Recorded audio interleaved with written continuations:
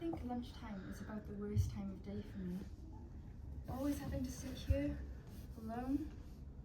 Of course, mornings aren't so great either. Sitting there, wondering if anyone would really miss me if I never got out of bed. And then there's the night too. Thinking about all those stupid things I've done during the day. And then there's the day when I do all those stupid things. Well, I better see what I've got. Peanut butter. Some psychiatrists say that people who eat peanut butter are lonely. I guess they're right.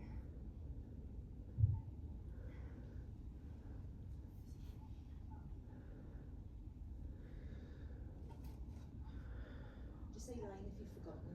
Line. And when you're really lonely, the peanut butter sticks to the roof. And when you're really lonely, the peanut butter sticks to the roof of your mouth.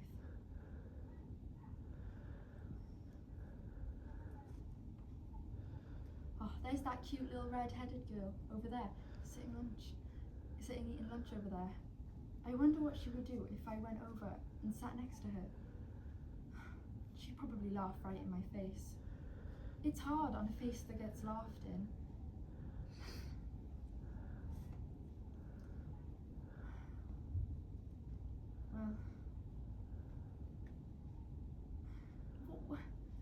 Well, why shouldn't I go and sit next to her? I mean, is she so great and, well, I'm so small that she wouldn't want me to sit with her?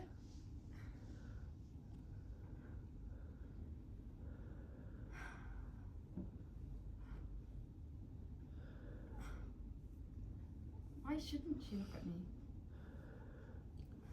She's looking at me. She's looking at me. If I keep this bag over my head, I'll never know if she was looking at me or not. Then again, it's really hard to breathe in here. She's looking at me. She's looking at me.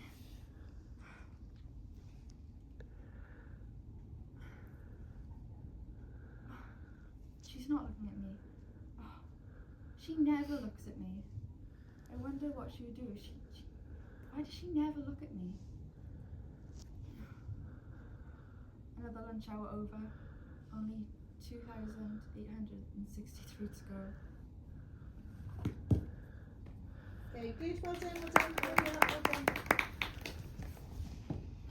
Okay, points for Danielle. Courtney? I liked how you were like using your facial expressions a lot to like show she's looking at me, I'm nervous, or I'm sad, but you did drop your sandwich. Yeah. Excuse me, what's the point for improvement? I think you're fine.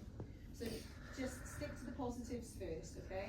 So so what do you feel that Danielle did with the face that made that? She's like showing she was anxious and worried. How? So whenever we're giving feedback, right, when I'm saying to people about analysing, what I always sort of say to people is, imagine you're describing it to a blind person. Yeah? So, like, they can't see what Danielle's doing. So if you were going to do like an audio description, like actually a friend of mine does for theatre shows, what was Danielle specifically doing? If you say she showed she was sad, there's different ways of showing she was sad. So you need to give that detail to the person so that they know exactly how you're analysing. She had a really nervous smile. It was like, showed that you were really nervous. Yeah, so it's kind of like a twitchy, awkward smile, Yeah. Alfie. When like saw the redhead, like you got the focal point of the redhead, and then you became really like anxious and scared, and like your eyes widened, and it was like it started to pick up speed, and I could just tell that you were nervous. Good. Yeah, so these kind of details, you know, wide eyes, frowning, all these sorts of things, you know, on the vocal print, using size. At one point then I thought, oh no, I think Danielle's just getting really like peed off with herself that she's like forgetting or whatever. So, you know, damn it, why is it so fresh in your head and then suddenly, you know, you get a block on things, and you know, these things happen, okay? Any other points for improvement before I spam?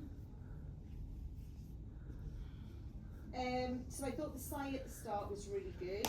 I thought it was really nice that you had your closed knees.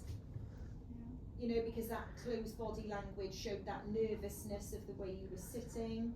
It was really funny because I started writing, don't cross your legs. I started writing it and then I looked up and you didn't cross them. So it's great because you clearly realised, oh, that's not in keeping with the character, and then uncrossed them.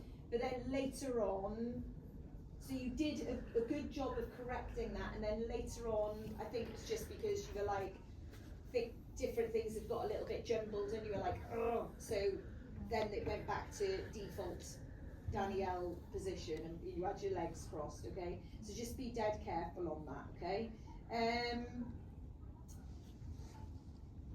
It was really nice on, like a moment, for instance, where you frowned. She'd probably look at me like, yeah, and so that was really nice because it supported, yeah, and what I really liked as well was that the she's so great bit. She's so great. You tried that attitude. I think because of nerves getting the better of you, it didn't quite get to where it could have been, but at least you showed that you were aware of doing that. Any other pointers now? So anything that Danielle could do better?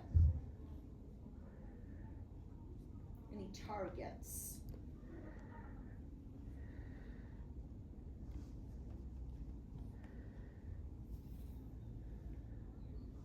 Wow, guys, productive. Okay, so some targets for you.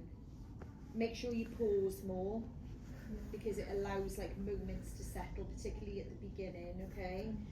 No matter what, don't lose your focus, just say line. Remember we went over that at the beginning, so if you know that the line is gone, just have a moment, and if it doesn't come, just say line, okay? Don't lose your sandwich.